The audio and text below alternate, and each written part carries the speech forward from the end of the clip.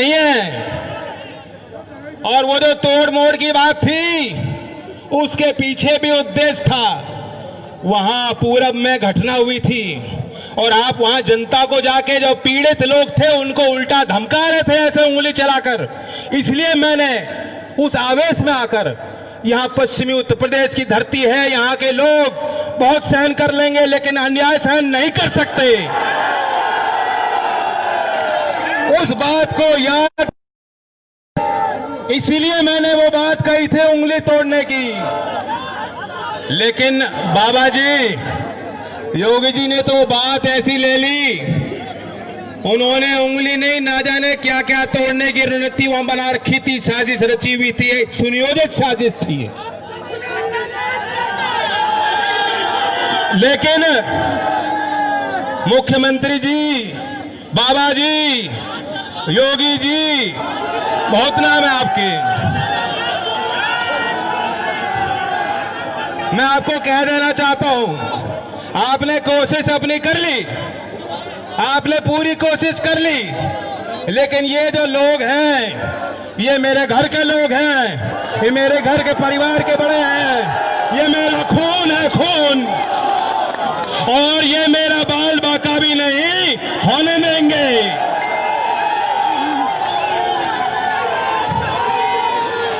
मैं ये भी साफ कह दूं, बात मेरी नहीं थी, हमारा उद्देश्य क्या था, क्यों हम वहां गए थे। चौधरी चरण सिंह जी ने हमें सिखाया था, उन्होंने आपको हाथ पकड़ के सिखाया था, किसी दबे कुचले के साथ, गरीब के साथ कभी कोई अन्याय सहन मत करना, उसके साथ खड़े होना। क्या दोष था?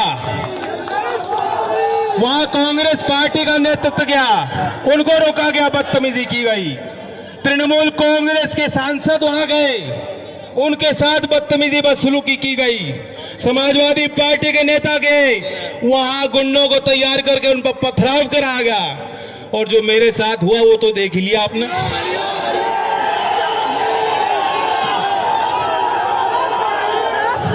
बड़े लोग जानते हैं, यहाँ टोपी वाले, पगड़ी वाले लोग बैठे हैं, आप मुझसे ज्यादा अनुभवी हो, आप एक चीज जानते हो, इंसान की नस्ल की पहचान आप कर लेते हो। बात यह है, आदमी वो होता है जिस वातावरण में वो बड़ा होता है, जो जिस बच्चे को घर में प्यार मिलता है, संस्कार मिलते हैं, बड़ा होके भी अच्छा नागरिक वो आदमी बनता है। मैं जिस घर में बड़ा हुआ हूं, मुझे बचपन से आपने अपनी गोद में खिलाया है, मैंने देश के किसान की वास्तविकता को बचपन से देखा है, वह मेरे रग में है। बुआ जी को आपने करीब से देखा, सरोज बुआ जी आपको याद होंगी, ज्ञान बुआ जी आपको याद होंगी, आपको दादी जी याद होंगी, जब चौधरी साहब डांट के भेज दिया करते थे, दादी जी आपको बुला के पुचकारा करती थी, याद है कि भूल गए? मेरी बहनें हैं, मेरे घर में 2 बेटियां हैं, मेरे अंदर खून नहीं, अगर इस प्रदेश और देश की किसी बहन, किसी बेटी के साथ दुराचार हो और मैं वहां ना जाऊं, ये इंसानियत है, हमें ये इंसानियत जिंदा रखनी है। क्या गुनाह किया था? हम विपक्ष में है, ये हमारा गुनाह है, या गरीब परिवार के साथ, अरे मैंने उनका घर देखा है, कितनी तरह तरह की बातें सरकार के लोग, सरकार के गुर्गे दलाल बना रहे हैं, कह रहे अरे साहब उनको तो बहुत मोटा पैसा मिला है। अरे ये तो अंतरराष्ट्रीय साजिश है। उनके घर को आप जाके देखो, मैं तो आपको भी कहूंगा आप भी जरूर जाके देखना। बेहद गरीब परिवार है, उनके पास खोने को ना कुछ है ना कुछ पाने को है। जो कुछ उनकी थी चीज जिससे वो प्यार करते थे उनसे छीन ली गई। और ये कौन से संस्कार होते हैं कि रात के अंधेरे में बिना पिताजी के, बिना माताजी के, बिना भाइयों के आप चिता को आग लगा दोगे, कहोगे ये तो हमारी मजबूरी थी।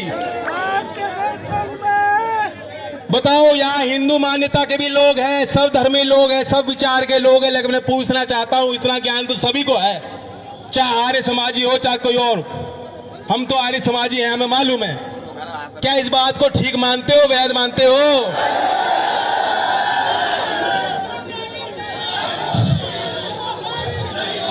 आप आज लखनऊ जाके देख लो, आप अपनी शिकायत लेके जाओगे, कोई गरीब आदमी प्रदेश का जाएगा, कोई विकास की बात करने जाएगा, मुख्यमंत्री आपसे नहीं मिलेंगे।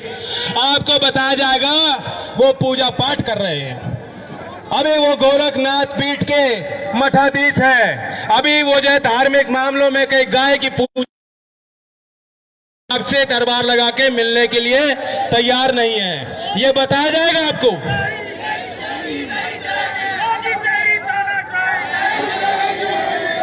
और वह आदमी जिसको धर्म का इतना ज्ञान हो, जिन्होंने वेद पढ़े हो, उन्हें ये नहीं मालूम कि रात के अंधेरे में चिता को आग लगाना कितना बड़ा पाप है। योगी जी को सारा मालूम है। ये सब इसलिए किया गया, रफा दफा किया गया, क्योंकि वह चाहते हैं कि दबाया जा। वे नहीं चाहते, सच्चाई पे पर्दा डालना चाहते हैं, और कोई कारण नहीं है। आपको मालूम है, आंकड़ों को देखो, आंकड़े। चौधरी साहब आपको सभा में बुला के देश की अर्थव्यवस्था, देश के तकनीकी पहलुओं पर आंकड़े दिया करते थे। इसलिए मैं आपको आंकड़े रखना चाह रहा हूं, इनके झूठ पे मत जाओ। ये इन्हीं के आंकड़े हैं। केंद्रीय गृह मंत्रालय ने अभी जो सूची दी है, अभी जो उन्होंने प्रतिवेदन दिया है, उसमें उन्होंने दर्ज किया है वर्ष 2019 में पूरे देश के सभी राज्यों में सबसे ज्यादा महिलाओं के विरुद्ध अपराध कहीं हुआ है, वो उत्तर प्रदेश में है। 59,853 मुकदमे दर्ज हैं। एक वर्ष 2019 में 3,065 रेप के मुकदमे दर्ज हैं। इनसे मुंह छुपाया नहीं जा सकता। अब सवाल यह है, अब जब ये मैं आंकड़े कहूंगा तो कोई भारतीय जनता पार्टी का कह देगा भाई ये तो हम क्या करें, ये तो संस्कार की बात है, ये तो संस्कार सुधारो, ये तो समाज को देखना है। यही तो कह रहे हैं, आपने देखा, यही कह रहे हैं ना कि समाज की बात है। हाँ, समाज की बात है। इसमें कानून का पालन भी होना चाहिए, इसमें पुलिस बल को हमें मजबूत भी करना चाहिए, उन्हें मुस्तैद भी होना होगा, समाज की भी बात। लेकिन मैं आपको बताऊं, माया त्यागी कांड याद है कि नहीं? लोगों के अंदर वहां उस समय विशेष चेतना जगाने का काम चौधरी चरण सिंह जी ने किया था, और लाखों लोग तब जेल गए थे। और कांड क्या था? कांड यही था जो इस लड़की के साथ हुआ, जो गरीब लड़की के साथ आज हो रहा है। और अगर हम लोगों को वहां जाने से रोका जाएगा, अगर हम लोग समाज में चर्चा ही नहीं कर पाएंगे, तो कभी जो है उस तरह का व्यापी आंदोलन खड़ा ना हो पाए। ये उनकी मंशा है। योगी जी को रेप से दिक्कत नहीं है, रेप की चर्चा ना करो, ये आंकड़े दबा के रखो। योगी जी को रेप करने वाले से दिक्कत नहीं है, उनको साथ रखते हैं, उनको मंचों पे सुशोभित करते हैं। आपने देखा, भूलना मत, जो एक विधायक संघ था, पूरी सरकार जुटी थी उसे बचाने में, उनसे दिक्कत नहीं है। लेकिन अगर कोई कहेगा कि गलत हो रहा है, अन्याय हो रहा है, रेप क्यों हो रहे हैं, उसकी आवाज को दबाने का प्रयास योगी जी और पूरी इनकी सरकार और इनके दलाल करेंगे। यह है सुशासन। क्या ऐसी सरकार की रचना आप लोगों ने की थी? मैं अपने भाइयों से कह दूं, बहुत मार पड़ ली, बहुत मार पड़ ली, और तरीके तरीके से पड़ रही है। किसान बेहद दुखी है। गन्ने की बड़ी फसल यहाँ होती है, पैदावार होती है। आपको मालूम है, चौधरी अजीत सिंह जी ने सारी जितनी मिल है चौधरी साहब ने लगाई, और किसी ने नहीं लगाई। अब 6 साल हो गए मोदी जी को, और 3.5 साल हो गए योगी जी को। एक मिल छोड़ो, एक कोल्हू भी लगा हो, कोल्हू भी लगा तो बता दो। और वादे कितने किए थे? हांगकांग बना देंगे, पेरिस बना देंगे, लंदन बना देंगे, चीन हमारी तरफ देखेगा नहीं, पाकिस्तान का इलाज कर देंगे, सारी बात कही थी। इन्होंने कहा था स्वामीनाथन आयोग की रिपोर्ट को पहला हम निर्णय लेंगे, फैसला लेंगे, किसान के पक्ष में लेंगे, रिपोर्ट को लागू करेंगे। आज भी दावा करते हैं कि हमने एमएसपी का 50% मुनाफा किसान को दे दिया, बांट दिया किसानों। किसान की आय दुगनी होने जा रही है, दुगनी होने जा रही है। क्या 29 सितंबर 2019 को उत्तर प्रदेश की गन्ना मिलों में 4,942 करोड़ बकाया था। मैं ब्याज की नहीं कह रहा। और 29 सितंबर 2020 को 1 साल बाद 8,500 करोड़ का बकाया है। अब बताओ दुगने हो रहे हो या आधे हो रहे हो? और ये तब है जहां आपातकालीन स्थिति। मोदी जी कह रहे हैं, मोदी जी के हमने आत्मनिर्भर पैकेज दे दिया, पता नहीं 10 लाख करोड़ 20 लाख करोड़ कितने पैसे बांटे, और आपके बट में कितने आए हो बता दो। और पूरा का पूरा गन्ना भुगतान भी अगर उसमें जोड़ लेते और एक कलम को चढ़ा करके ये 8,500 करोड़ किसानों के खातों में सीधा आपको पहुंचा देते, तो हम लोग भी यहां ताली बजाते कि मोदी जी आपने किसानों की रखवाली की। लेकिन ऐसा इनसे किया नहीं गया, उल्टा वार किया। हमारे पंजाब के अगर कोई साथी हो, हरियाणा के कुछ साथी हो, मैं चाहता हूं उनके लिए आप विशेष ताली बजाओ कि वहां के किसान जिस तरीके से संगठित होकर लड़ रहे हैं, बहुत कुछ हमें उनसे सीखना है। और हमारे भाई 3 नए कानून लाए, नए कानून। कितने लोगों को पता है वो कानून क्या है क्या नहीं पता है? नहीं पता, बहुत लोगों को नहीं पता है। दावा ये है कि एक झटके में मोदी जी ने सारे बिचौलिए खत्म कर दिए। नहीं, बिचौलिए खत्म नहीं किए। वे तो जो आड़ती है, जो मंडी में बैठते थे, उन्हें कमजोर किया है और नए बिचौले खड़े कर दिए जो नौकरी करेंगे, और नौकरी करेंगे सिर्फ अदानी और अंबानी की।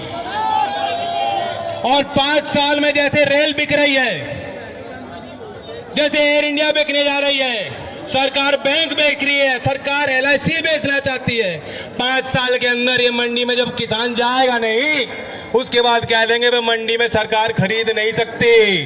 और सरकार खरीदेगी भी तो अंबानी और अदानी से खरीदेगी। MSP का फायदा एक भी किसान को देश में नहीं पहुंचेगा।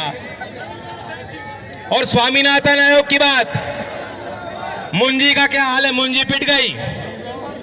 अगर C2 + 50% का फॉर्मूला इन्होंने लगाया होता, लागू किया होता, आपको 630 रुपए अतिरिक्त MSP में मिल गए होते। आपको गेहूं के MSP में 225 रुपए प्रति क्विंटल अतिरिक्त सरकार द्वारा घोषित दाम होता। इन्होंने दिया नहीं, इन्होंने दिया नहीं। वो तो यही काम कर रहे हैं जैसे हमारा माइक कर रहा है।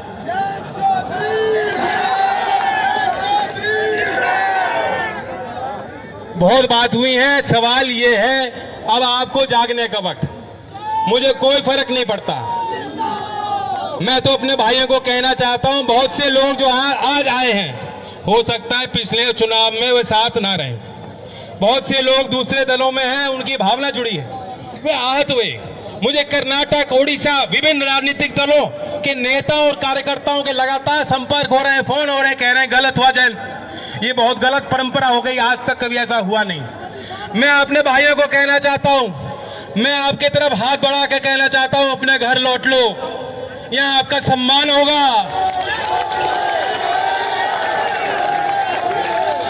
मैं आपको आह्वान करने आया हूं। अभी कोई वोट का मसला नहीं है, अभी कोई वोट का मसला नहीं है, लेकिन अपने भाई की, अपने खून की पुकार सुन लो और अपने संगठन को मजबूत करो। और ये भाई आपको वादा करता है, ये भाई आपको वादा करता है, मैंने 2 लठ खाए हैं, मैंने सिर्फ 2 मात्र लठ खाए हैं, लेकिन अगर आपके हित के लिए 100 लठ भी खाने पड़े, मैं खाने को तैयार हूं। लेकिन आप देख लो, चौधरी चरण सिंह जी का मंत्र याद रखो, एक आंख लखनऊ और दिल्ली के कुर्सी पे रखो। हम आंदोलन करने निकलेंगे, निरंतर आंदोलन करेंगे, लोगों को जगाने का काम करेंगे। 12 तारीख में मैं आप सबको निमंत्रण दे रहा हूं, मथुरा में हम ऐसी पंचायत करेंगे, वहां भी आप पहुंचे। ये कारवां रुकने वाला नहीं है, लेकिन ये तो सामाजिक आंदोलन है, ये किसानों का आंदोलन है। इसे राजनीतिक आंदोलन करना है तो जिस तरह आपके भाई को लाठी मारी, ये लाठी ईवीएम पे मार के और वोट देके वोट का हिसाब लेके भारतीय जनता पार्टी को इनकी सत्ता से बाहर करके योगी जी की आंखें खोलने का काम करेंगे। धन्यवाद। जय हिंद, जय भारत।